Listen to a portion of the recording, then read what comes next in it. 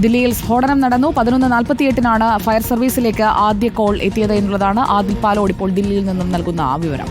അദാനി വിഷയത്തിൽ ഇന്നും പാർലമെന്റ് സ്തംഭിപ്പിച്ച പ്രതിപക്ഷം. തുടർച്ചയായ 4ാം ദിവസമാണ് പാർലമെന്റ് നടപടികൾ തടസ്സപ്പെടുന്നത്.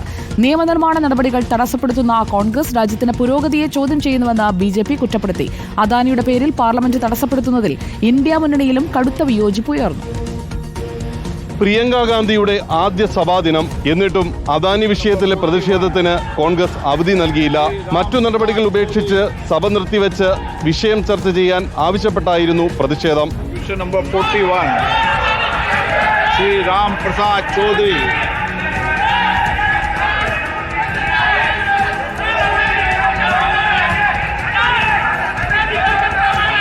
ലോക്സഭയിലും രാജ്യസഭയിലും കോൺഗ്രസിന്റെ പ്രതിഷേധത്തെ ശക്തമായി ഭരണനിരയും പ്രതിരോധിച്ചു. അനുചിതമായ പ്രവൃത്തിയാണ് തുടർച്ചയായി പ്രതിപക്ഷം പിന്തുടരുന്നതെന്നായിരുന്നു സ്പീക്കറുടെ വിമർശനം.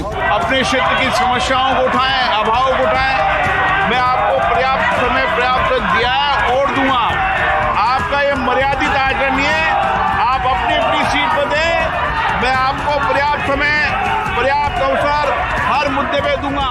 അധ്യക്ഷപീഠത്തിന്റെ റൂളിംഗിന് ശേഷവും ഇരുസഭകളും ഓർഡറിലായില്ല. തുടർന്ന് സഭാ നടപടികൾ ഇന്നത്തേക്ക് ഉപേക്ഷിച്ചു.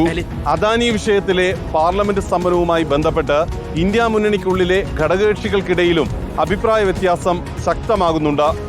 തൃണമൂൽ കോൺഗ്രസ് കഴിഞ്ഞ ദിവസം വ്യക്തമാക്കിയ അഭിപ്രായത്തെ പിന്തുണച്ച് ഇന്ന് NCPയും രംഗത്തെത്തി. R Radhakrishnan, in reporter, Delhi.